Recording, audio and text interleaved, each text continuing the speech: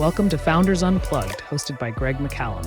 Long-form, honest conversations with founders and entrepreneurs from around the world. This is part 2 of this episode. Be sure to check out part 1 if you haven't already. Link in the description. This episode is brought to you by Founder Catalyst. If you're raising funds and you need to get yourself SCIS and EIS Advanced Assurance and you need some help with that, then stick around to find out how you can get 5% off of Founder Catalyst's services. All right, and we're back for part 2. I'm here with Matt. If you haven't watched part 1, I suggest you do. There's some context there, who Matt is, why we're talking, etc. We had a really good chat about all kinds of things, Matt's journey, and we've started digging into what Matt's doing now, and we're going to carry on. We were just talking before we click record again, though, about some stuff to do with, I think, generally efficiency was really what we were getting at. But yeah, I mean, we can pick up that thread, or if you have any thoughts. I interrupted you because I said, quick, we need to click record. If you got any thoughts that were coming to your mind, feel free to share them, or I can go on to what I was going to ask you. It's entirely up to you. Well, I think, before you hit record, we were talking about, my comment last episode was not to disparage investors. I was just, passing through a statement from the co-founder of Sun Microsystems about the value of investors to the business. So, and then you mentioned the value of managers to the business, and I concur. Having been in and around corporate structure for, good grief, 15 plus years, and then you want to talk crazy managers. Go work in the retail automotive space in the U.S. Not that it's a negative thing, but there are just some incredibly over-the-top personalities, good, bad, and otherwise. So I've seen a lot of varied management styles in my life. Yeah, I mean, here I find that good managers are good listeners. I think there's a lot of culture that would say that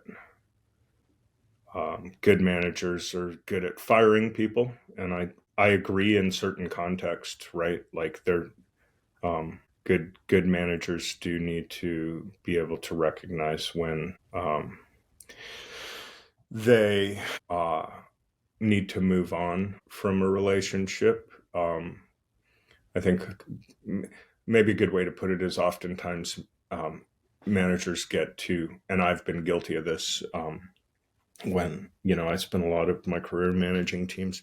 I've definitely been guilty of it. I think managers do get their egos wrapped up in employees from time to time, especially in the sales space, where the very performance driven environment, right? Like, I can change them, or I put my faith in them and I believe in them and they're going to get there. A lot of times managers get their egos wrapped up in a particular higher stability. I've been guilty of that multiple times. For sure. Yeah. And I'm sorry. I've been guilty of that multiple times for sure. Yeah. I mean, it's part of growth as a manager, but I do think that good managers are good listeners. I think part of growing as a manager and as a founder is being a good listener and a good observer, and concurrently being able to divorce your ego and your any type of personal vesting you may have in right. So we've gone through it, right? We've dealt with decisions that didn't pan out, right? And a lot of the people involved in our leadership team have PTSD from prior ventures where every founder I think starts with a really rosy and sunshiny outlook to oh man, we're gonna spread the equity around and get a lot of people involved and they're all gonna be as excited as we are. And I think the fly in the ointment is there are plenty of people out there willing to offer you the world for a sliver of equity and then never show up. So, right. But it's interesting that we've come on the topic of management, because of it, now that I think about it, it kind of occurs to me that in all of the conversations I've had on this show, and even with doing advisory work and all this other stuff that I do where I speak to countless founders over the years, very rarely, if ever, has the topic of management actually come up, which is kind of crazy when you think about it. Well, I think we talk about the founder journey. We talk about, all the stuff that we talked about in part one and then some, right? And then, what it's like to be a founder, what it means to be a founder, the different stages you go through as a founder, et cetera, the art of being, a good communicator and rallying a team, et cetera, et cetera. But we never really specifically stop and pause and think about management skills.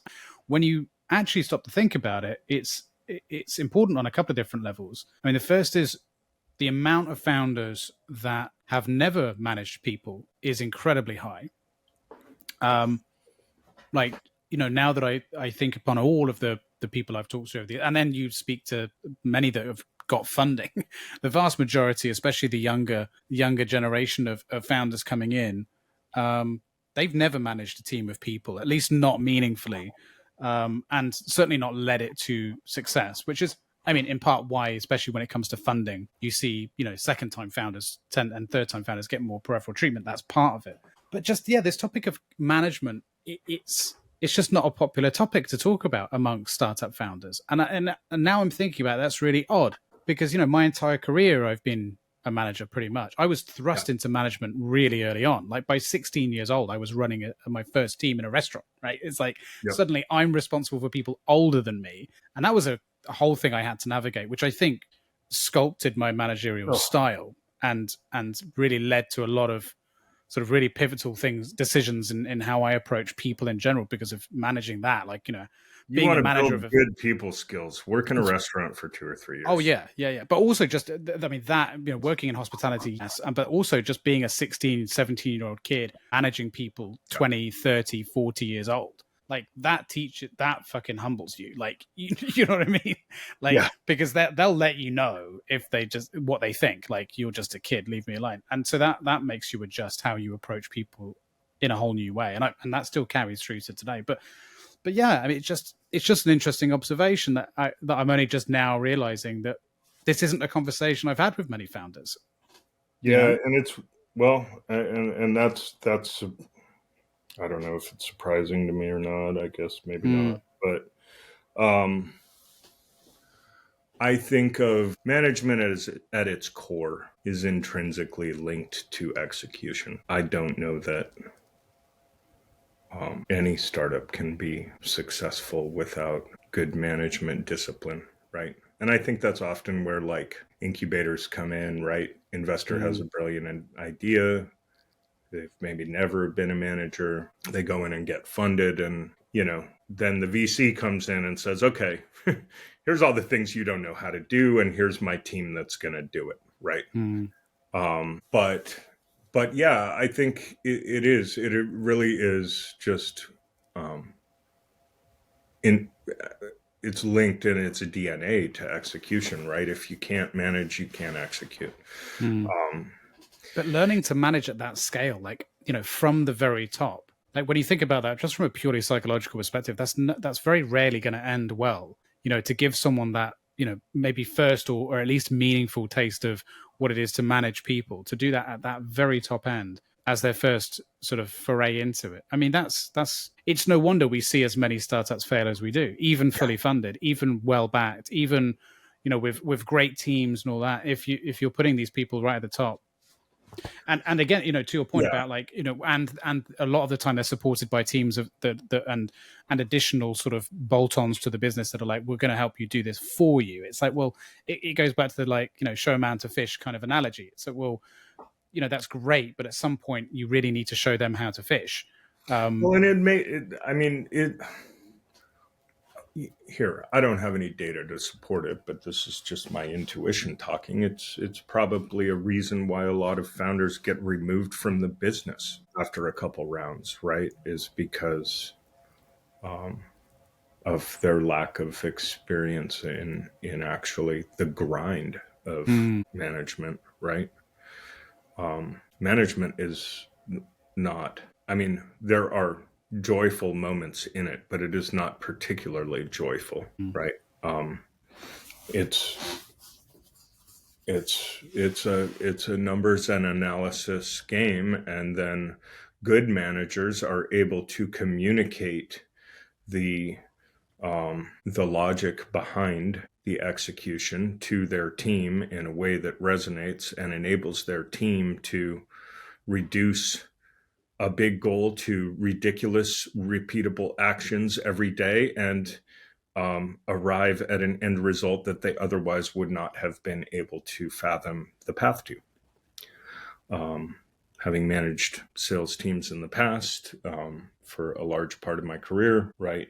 It's every moonshot goal breaks down to small task execution in a repeated and efficient fashion on a daily, weekly, monthly, annual basis. And which is part of the challenge too, because of, to your point about in part one, where we were talking about the Canva founder talking about, making everything, onboarding as everything kind of being exciting. Like, that's where that challenge presents itself from a managerial standpoint or a leadership standpoint, is that there is a certain amount of monotony that is required in order to achieve those goals, because you need to break everything into these bite-sized, achievable sort of miles and milestones. It's almost a contradictory thing, because you're like, okay, we need to get this monotonous work done, but at the same time, I as a manager or as a leader need to somehow make that like it's new every day and exciting every day.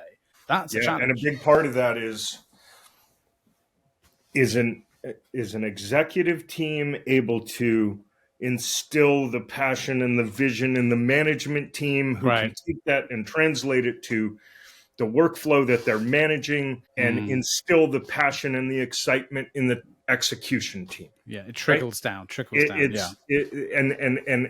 I would venture to guess, if you went back to the Canva CEO and asked her how deep that vein threads through the company, she would mirror that blueprint, right? That the perpetual onboarding and the success or failure therein is whether it bleeds through the entire org chart.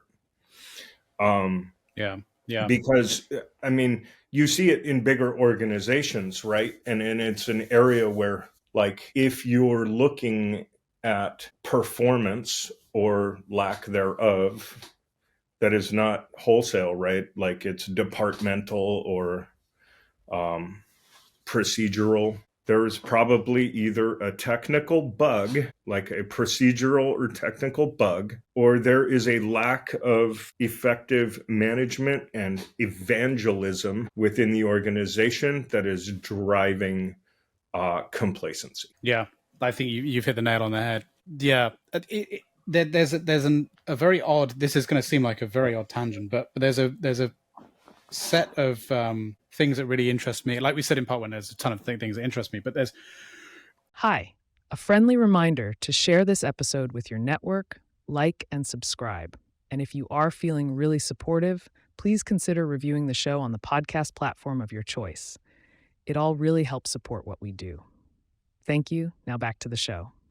I get a lot of curiosity, I guess, inspired within me when I think about or watch documentaries on or read about things like sort of well-known scam companies, right?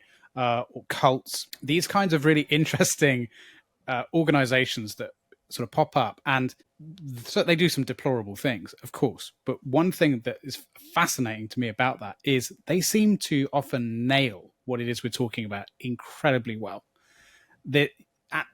And maybe it's because it's playing into stuff that's unattainable in the real world, right? In the legal world, in the ethical world, which is people's greed, people's spiritual desire, whatever. But there are definitely some where that they toe the line enough, or they're on the right side of that, where you've got to go, there must be something to learn from that. Because there's some of these stories where you just see these individuals that are able to create such an enormous amount of energy around themselves. I mean, even like, big bullshit artists like what's her name from Theranos, and stuff like that are to some degree on the right side of the law in the way that they went about getting everyone excited about their product, even though their product was bullshit.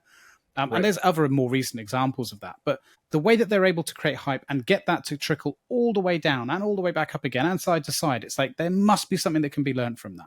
okay, Oh the yeah, person who did it was incredibly misguided and evil or whatever else you want to say. But there's, from a psychological perspective or from an operations perspective, what can we learn from that? well, You know, I mean, I think there's a balance to be struck, right? As a founder, you should be almost unreasonably uh, passionate and excited and optimistic about where you are headed. But I mean, you see it everywhere now, right? Like every sales pitch in the TikTok feed is some amazing thing, and if you just Yeah. click and buy now, your entire existence is going to change, and you're going to be uh, enormously wealthy doing absolutely nothing because these guys have propped up your Amazon store, or you're going to grow all your hair back, or you're going to that's a good learn point. how to Almost, hit on girls at the bar, or yeah, whatever, right? that's a good point. So Almost everything is snake oil these days. everything is a hype sell now. Yeah. Sign up for the subscription and your life is going to change. Yeah. A lot of this is just a byproduct of the 15-second snippet world that's been created by Reels, and you know, the you know, sort of this this influenced pseudo reality or pseudo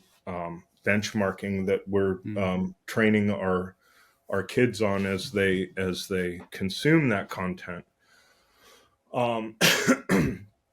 But as you know, I think as successful founders need to strike a balance between being relentlessly focused on communicating that dream and that vision, but also on the other end, internally relentlessly focused on delivering on that promise, right? And I suppose and part of that is not just yourself delivering on the promise, but it's bringing the tribe together to relentlessly pursue that delivery, right? Because there is real risk in an organization feeling like the founder is out in front of the skis and every day writing checks that they're struggling to cash, right? So founders beware, right? Like there is a reasonable amount that you can get in front of the skis before absolute disaster happens. I guess there's a fine line between visionary and sensationalist, right? Yeah, like, and you got to toe that line pretty carefully. You know, making sensational claims without being able to, but either back them up or have no intention to, or the means to, and equally being a visionary without being sensationalist enough that people aren't going to be interested to jump on that bandwagon with you. It's a very fine line, especially in this day and age. Like, you make a really valid point, like, because now everything's sensationalized. So and you know, even the most trivial things are sensationalized. Yeah, and don't discount the interconnected nature of your target customers' community as well, right? Because, you know, along with, you know, potential for moonshot success also comes potential for, you know, floor shot collapse. Right. Yeah. And it's much quicker to fall now and fail than it was ever before. You have to be as persistently focused on delivery as you do on the dream. Well, even so far as, like, to bring it back to the management side of things, you know, how you the environment you create for your team, you know, all of this sort of stuff now is just as important. Your company culture, not just from the ability to execute sort of standpoint, but also from that publicity standpoint. Like, people actually care about this stuff now in a way that they never did, and it's never been easier for employees to share their thoughts and their feelings on what it's like to work for your company and so on. Like, that is just as important now to people as ever, and you know, younger generations are a lot more tuned in to the ethical practices of businesses, you know, forgetting even things like, you know, what are they doing for the climate, et cetera, even just stuff like, how do they look after their employees? Like, do they give them, you know, time off to see their kids, or, you know, whatever it is, you know, and what is that culture like? You know, how does it treat people? Does it treat them fairly? Like, all that kind of stuff. That's never been as transparent as it is now, because everyone who works for everyone has their own social media feed. Everyone's got that spotlight. So everybody is their own media company at this point. Should they choose to, right? Yeah. And all it takes is one disgruntled employee, and it can topple your whole empire, you know? Yeah, I mean, we definitely, I I saw that evolve over the last 15 years, right? Like when Glassdoor became a thing, and all of a sudden, like from an HR perspective and a recruiting perspective, having worked in big corporate operations, that all of a sudden became a really big piece of risk management, right? Shit, recruiting's expensive, hiring's expensive, and boy, the whole thing has flipped on its head. Very similar to like how Google Business Profile has impacted every business in the country and made them get more customer centric. It's in many ways the company now has to not only be customer centric from a review perspective, but employee centric for sure. But again, like that's a management failure, and however far up the chain that goes, a leadership failure, because at the end of the day, the primary reason that any employee leaves a company is their manager, right? And going to be much more rare that a employee leaves a company because they dislike the CEO versus they dislike their manager, right? Yeah. There's like this compartmentalized tribalism that goes on with good managers where their teams will run through walls for them because the manager is a good evangelist of the tribe's dream. It also makes me wonder what the future holds for managerial roles more broadly, because I mean, especially now with entering the age of AI as we are and things like that, and thinking of it from a really pragmatic point of view, right? Looking at the efficiencies and inefficiencies of having middle management, and especially, I mean, that's a huge topic right now, but has been for a while anyway, about how can you make things more efficient, and quite often that's the target area, right? I mean, we saw that when businesses had to be more constrained, over the last couple of years for pandemic reasons or whatever else. Some of the first to go were those in the middle. And I just can't help but wonder kind of what that means, with AI on the the horizon. What are they adding? A lot of these roles probably could be replaced by an agent. If it is just from a assessing data perspective, looking at maybe offering a certain amount of motivation guidance, keeping things on track, and translating that vision in a way that is both motivating but also practically relevant to that person in their specific job. AI probably could do all that better than a person. So potentially, we are big proponents that, well, I'll preface this by saying that, there's a lot of chatter in our industry and probably every other one right now that every AI company is out there delivering some bullshit narrative about, oh, we're not going to take people's jobs, and we're here to empower people. I would say, generally speaking, that's bullshit. AI will take a lot of jobs. It will take an overwhelming amount of jobs. And on the other hand, I think we see it keenly in our project that AI can pretty cleanly replace or maybe even improve on the output of a human. Definitely eliminate errors and inaccuracies, like not that it totally eliminates them, but probably less prone to errors than a human. Or at least some balance of speed improvements and accuracy improvements. But what we see very keenly is that human plus AI grossly outperforms either of the other two. Yeah. And so when I think about, will AI take jobs? Yeah, it will take the jobs of the people that are incapable of envisioning their value delivery when the redundant task work they are currently tasked with is removed from their desk. 100%. If that person's not able to see past that, AI will take their job. On the flip side, when we sort of tie that into management, right? managers' jobs will be replaced by AI for the managers that are incapable of leading their teams into a more strategic, innovative, value delivery workflow post AI. Raising investment is painful enough without getting bogged down in legal costs. That's why I'm using Founder Catalyst, today's sponsor for Peer, my startup's pre-seed raise. We've been lucky enough to have Sam, the CEO of Founder Catalyst, on the show before. Go and check out that episode. Their funding round service offers the most cost-effective way to produce funding round legals in the UK. It's just £1,495 excluding VAT, with no monthly fees or hidden extras, no matter how much you're raising.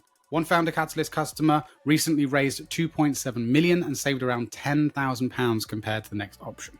If you're looking for SEIS, EIS Advanced Assurance, they've got a 100% success rate over the last 3 years. Founder Catalyst is built by founders for founders, and from my own experience, I can't recommend them enough. You can scan the QR code on the screen around here somewhere or around there somewhere, I don't know, or use the link in the description for 5% off. Thank you to Founder Catalyst for sponsoring this episode. Now back to it. I mean, a shot across the bow and warning to all who are incapable or unwilling to see and envision how they deliver value post redundant task elimination, because AI will eliminate it at scale, and we haven't even begun to see the impact of it. It's so interesting you're saying this as well, because this is almost word for word what my CTO said to me this morning when I had a meeting with him, because we're in the business of, well, without boring you too much on it, we're in the business of capturing skills data for organizations in order to future, with the hope that we are future proofing them for what's to come, which is that, you know, you need to have your data in order, and you need to have it not like it is now for most organizations, spread across messy, you know, just all over the place, not organized properly, not annotated, not ready at all. And yeah, word for word, he's pretty much said to me this morning what you're saying here, which is, you know, there's basically going to be two types of organizations. That are those that are seeing the writing on the wall, both from a personnel perspective and an operational perspective, and start to get their act together now, yesterday, immediately, in a number of different ways. You know, like I say, both on that individual level of understanding what's going to happen to their role and how that's going to change, but also operationally looking at everything. All the others that just aren't, and they're just going to realize that they're irrelevant overnight. Right. Yeah. And it will happen. Yeah. 100%. Yeah. And it will happen. Yeah. And like I say, to reiterate the point, I think there's going to be companies that have that, experience that, but individuals are going to experience that. Yeah. You know, like, oh shit, I'm at a point in my career where, I haven't kept up with this, and now I'm not sure how tenable it is for me to continue on as a manager of operations or sales manager or whatever it might be, at least in companies like that at that size. And suddenly actually moving up the ladder is going to be less likely. It's going to be more likely moving vertically or moving down. And boy, looking back 10 years or so, it just it makes me think back to Seth Godin and how eerily accurate his predictions are. I don't know if you've ever read any of his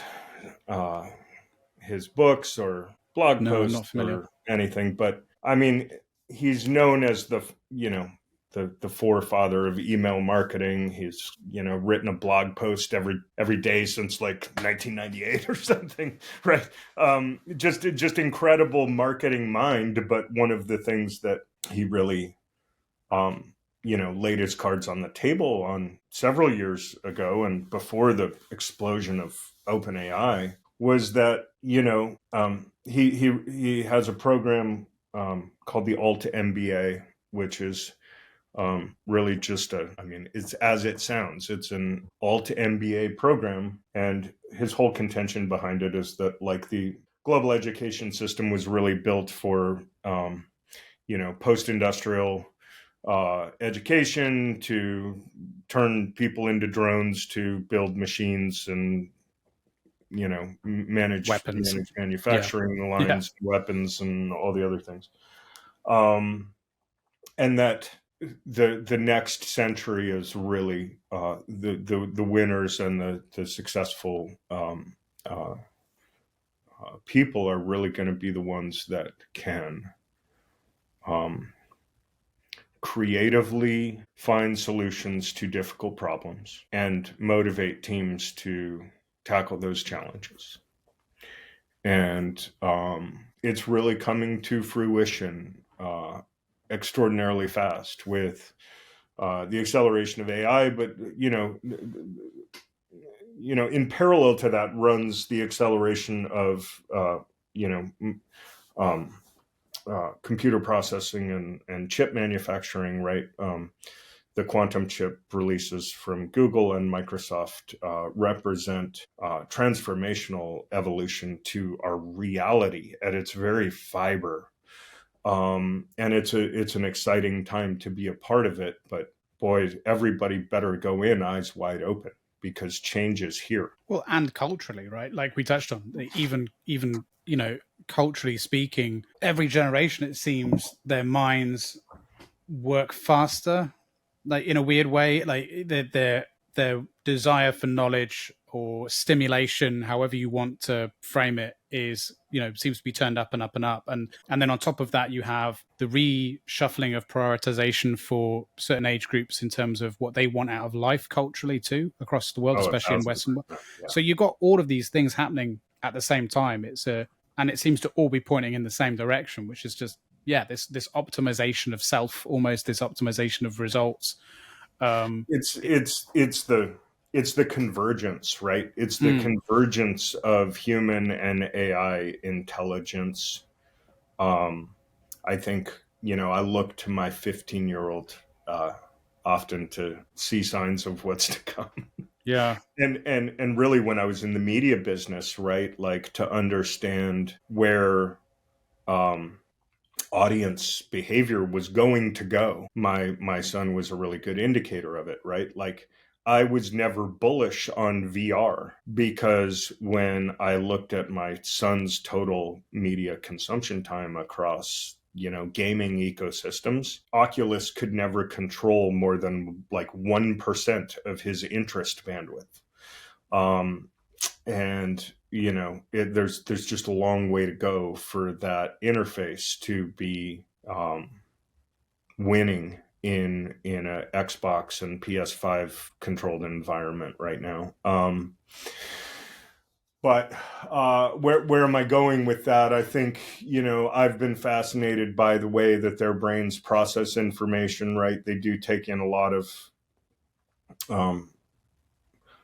quality, high quality, low quality, and, frankly, repulsive information via TikTok feeds and whatever else. I just think of it generally as a Reels-based format, where whatever platform they're on. There's a lot of garbage there. There's a lot of algorithms behind it that they don't understand. And people in general, right? People are generally consuming and making decisions leveraging technology that they don't even understand. Much less understand that there is an agenda to how those messages are being delivered to them. However, I am continuously impressed by my son's humanity and mindfulness and kindness, despite the onslaught of garbage that is in front of him. So I think a lot of that is, sort of tying back to the evolution of human brain and expectation and society in general. There is definite change afoot. And to your point, like what kids are what young people are expecting from life is changing. I worry that there is a lot of I don't think that any expectation is unreasonable. Don't get me wrong. I'm a big believer that, with focus and persistence, we can visualize and bring into reality the world that we want to bring into our reality. What I worry about is that there is some disconnected there is some lack of connection between their expectation and their understanding of the type of discipline that is necessary to bring it into reality. I agree. Yeah. And so, I think every parent goes through this paradox is like, as you become older and wiser, you also become less prepared to help the younger generation through all of the technical advancement in the world that they're experiencing, right? Because it's not the one that you grew up in. And it moves faster every generation. So, I mean, it just becomes more and more of an impossible task anyway. Yeah, I think like, us Gen Xers, I'm on the tail end of Gen X, and I feel uniquely or maybe slightly better prepared to help him through it. Just, we grew up in a world of like knowing how to use a Dewey Decimal System at a library, but also like seeing the rise of Oregon Trail and, internet connected computing and Chuck Yeager flight simulators and right. We've seen how it can go right and how it can go wrong. So I guess we were in that. We've got a pretty unique vantage point there. But I mean, look, I've got a 10-year-old, and a 2-year-old, and I think a lot about them. I mean, I've even started writing something as a bit of a side hobby on the sort of cataloging what I'm doing with my son in regards to sort of digital responsibility and kind of ownership of a phone, for example. That's a really big thing. He started only just now really to start have access to a device, but it's really restricted, like for a lot of reasons. And I've said to him very early on when he's like first handed this thing to him, I was like, just so you know, you're not going to have access to any TikTok, Instagram or equivalents until you're old enough to make your own decisions, and we can trust you to make those decisions. So I'm saying 16, 18, something like that. So, but as far as I'm concerned, until you can pay for your own contracted phone and you can decide to have that stuff, I don't want you to have it. There's other things that I think he should be concentrating on and having access to. I grappled with that, right? I grapple with the paradox of permission versus environment, right? Like, when I was young, had instances where my parents tried to clamp permission, that ultimately drove me away, right? Because it's like, oh, there's this thing out here my parents don't want me to see or experience or be a part of. So it must be cool. So what are they not telling me? I'm going to go find out what this is about. And so I've really, found it to be a challenging road as a parent. And I've probably been more candid with my own son to just say, listen, like what's important is that you're able to think critically, that you continue to stay rooted in an understanding of right and wrong, and that you can always talk to me without repercussion about anything. Because the reality is, at some point, right, around... If you are enjoying this episode and want to support the show, please like, subscribe with notifications turned on, and let us know your thoughts and opinions in the comments below. This lets YouTube know we are doing something right. Back to the show. 12, 13. I think it's sort of like middle school range, right? There's this massive shift that happens, and they move away from their home tribe and they gravitate toward their tribe of friends. And I think that's just natural evolutionary stuff, right? It's in our DNA. Yeah. But there is a point where as a parent, like you cede control to the world. And really whatever restrictions you put in place are pointless because they're going to get access to everything one way or another through their friends and through their network. 1,000%. Yeah. I mean, you're absolutely right. I mean, look, to clarify, I agree with you wholeheartedly on the philosophy you have as a parent there. But I guess I still need to grapple with it over the next couple of years. It's a terrifying paradox. And it is, but I think the root of it comes down to, and I would translate this to business leadership as well, is like our job is to ensure that our children make good choices. Exactly. Understand that their success, their failures, their joys, and their sadness is all throughout their life going to be a byproduct of the choices that they make. Full stop. Nothing more, nothing less. Yeah, I always say our job is to teach them to take radical responsibility for everything that happens, right? Don't blame anybody. Your successes, your failures, you get T-boned pulling out of the neighborhood by a drunk guy. Okay, there was probably something that you didn't quite hurry enough, or you were a little late out the Or door, not or observant enough or whatever, something. Yeah, and yeah. you were in that place at that time. Take A the bit of a radical bit of responsibility accountability. Yeah. and learn from it, right? Make better choices. I mean, accountability is something that is noticeably absent these days. So yeah, overall, I absolutely agree with you. But yeah, Yeah. I guess that the decision, I come from it from a place of like, I suppose when I look at a mobile phone, I see as the pinnacle, I think that of something that represents everything we're talking about, right? As a device, and giving it to a child, whatever age, or a young adult, whatever age, and just saying, there you go, and it being completely unrestricted and just Oh yeah, having you access to can't it, do that. like that to me sounds that for me sounds crazy. But No, there has to phasing, be some there level has of to be some control. level of phasing things in, right? In the same way that, like, my son helps me with DIY, so does stuff around the house, so we build stuff. I'm not just going to give him the saw and say, right, go for it. You know what I mean? Like, and No, if for sure. you've got to build up to it, and I think that's the way I'm looking at it. Is more just like, how can I ease into it so that these lessons can be learned, and that there can be demonstrations of these things to tell me, okay, you have taken into account what we talked about. You have demonstrated a good choice here, or taken accountability there, critical thinking there. So now I can unlock this next thing and this next thing. And it's kind of like a reward system that, or yeah, like almost like a battle pass, It's the of like, lonely road of a parent, right? Because right. frankly, like, and it's not unique to us. Generally, generationally, I think it'll happen to our kids after us. Is by the time you are making these choices, or you're faced with this paradox, you're generally alone in your resources to manage it. Right, your parents are fundamentally unprepared to support you in it, and other parents are largely battling the same journey that you are. So yeah, Or don't care about it. So you have or that, yeah, and then you have kids to contend with that have parents that don't care about yeah, it, and then you've got that influence too. But then on yeah. top of that, yeah, then you're absolutely right. You're sort of alone in it, but then you've also got to contend with the incredibly fast pace at which everything moves and changes. So you don't know what you don't know.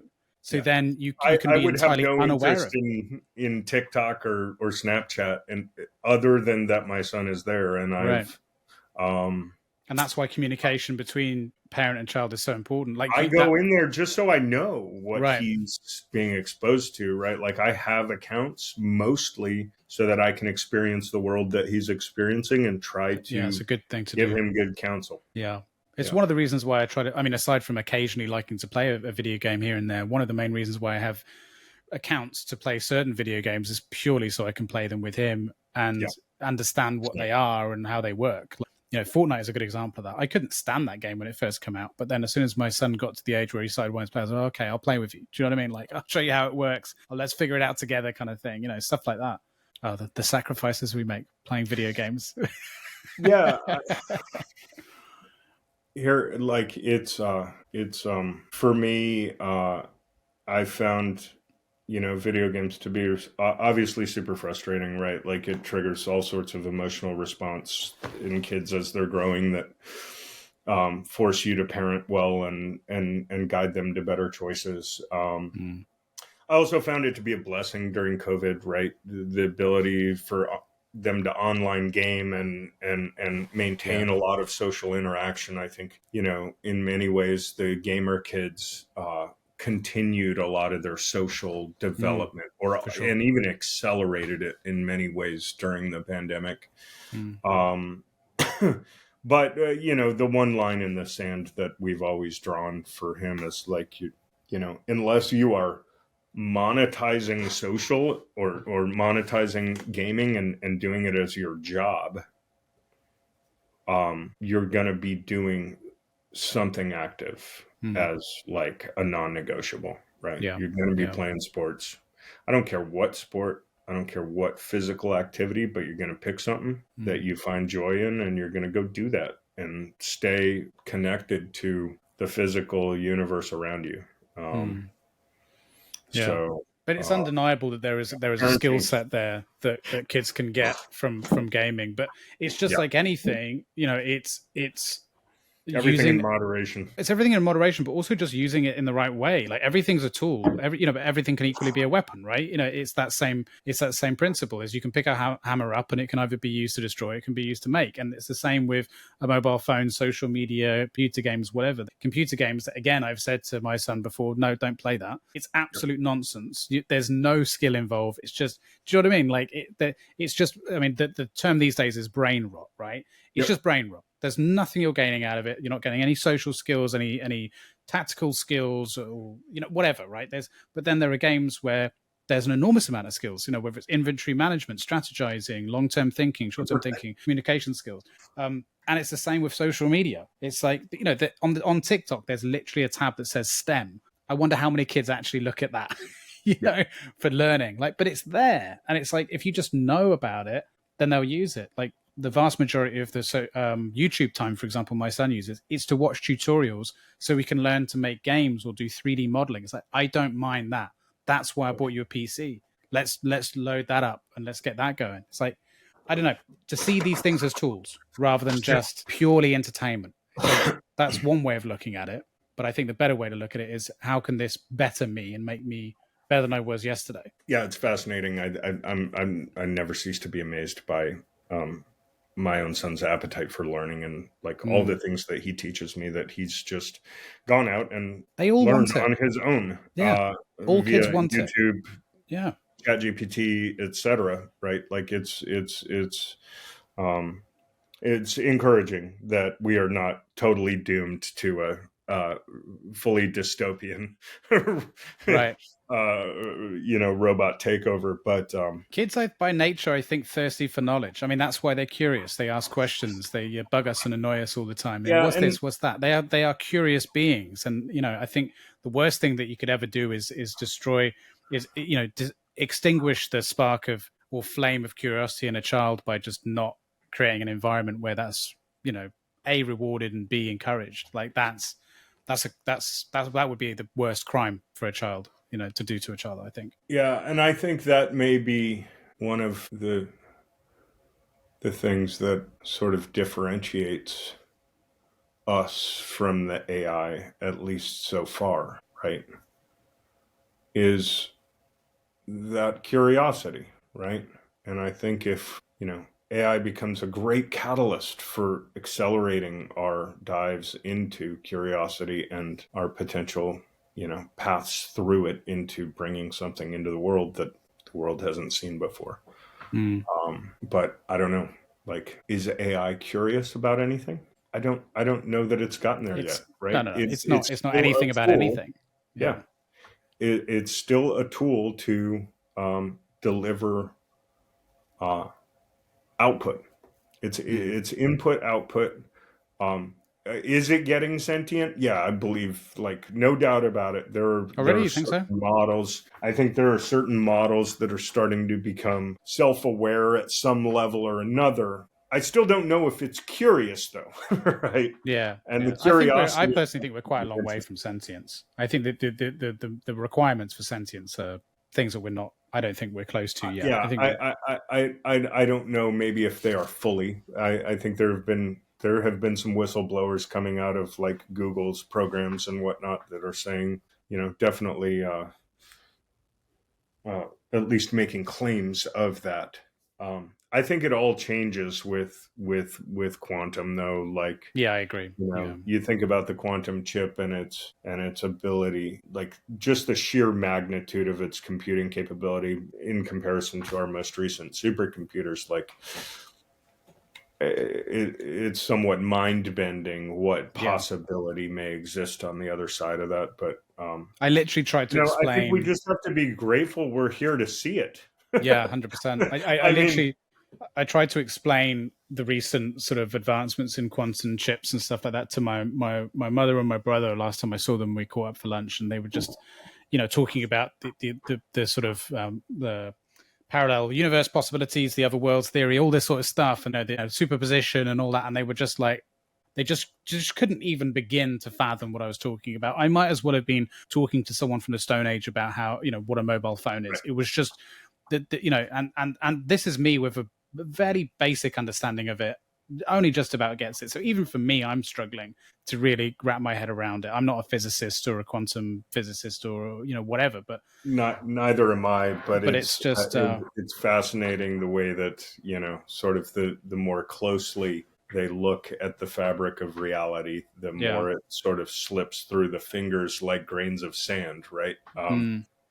But that is also, I don't know, to tie it back to vision and execution and bringing a product into the world, or a business, a service, right? It's energy, vibration, it's execution, right? And I think we're getting closer and closer to overwhelming levels of evidence that we can indeed bring the thing into the world that we want to bring in. Yeah. If we are so persistent as to continue to chase it. So everything is possible. Yeah. It's all possible. If it can be imagined, it can be or may already be quite true. Yeah. That's you have, I think, very eloquently tied it all together for us to put a bow on it and consider that a wrap. But yeah, man, there were so many things that we have talked about, but also equally so many things I wanted to talk about with you, which we ran out of time to do. So we're going to have to do it again in future. Let's do it again. We'll bring Dave into the mix as well. If you're still inclined, love to do that. And that'd be awesome. Just super grateful for the conversation. We've had a lot of offers and outreaches, and 95% of them are spam. But looking at sort of the cadence of your conversations and the early conversations we had, it was of interest, and I'm definitely grateful to have spent a few hours with you and likewise, to solve some of the world's problems. Exactly, that's what we do. Yeah, and I really appreciate it. Really appreciate the time. It's not a small amount of time either, and you're a busy man and you've got lots to do. So I'm going to let you crack on and build your empire and build the company. And it's really exciting where you are. Like you say, sort of moving from these closed betas and now activating a lot of these clients, a lot more on the horizon. So next time we speak, I'm going to hear all about that. Unintended. Yeah. Oh yeah, of course. I didn't even realize. So we say it all the time. I can imagine. Yeah, so you're constantly pointing at each other, going, yeah, like that. But so it's super exciting. So next time we speak, I want to hear all about that and hear about it all shooting off to the moon, and etc. Not to touch wood, not to jinx it, but that's. Oh no, we're well on our way. Excellent. And we're working on internationalization, so definitely here for any EU automotive groups that want to have a conversation. But we're psyched for where we're headed, and so far everybody who's seen it is quite joyful about the project as well. So great. Thanks for taking interest, and we're excited to rip the cover off it and show it to the world pretty soon here. Awesome. Well, I'll have in the description link to your LinkedIn profile, obviously link to the website for HRIZN, so people can go check that out, check you out. Awesome. And yeah, man, thank you very much again. Have a wonderful rest of your day. What time is it there? Yeah, it's just coming up on 12 noon here. Okay, well, there you go. So enjoy the rest of your day. I'm going to go and cook dinner. All right. Thanks, my friend. I really appreciate all the time and the interest. And we'll catch up soon and give you an update. Likewise. Cheers, man. Take care. Look forward to it. Bye-bye. Thank you for listening and/or watching. Please like and subscribe. Or if you are listening via podcasting service and want to show your support, consider rating or leaving a review. It really helps. See you next week.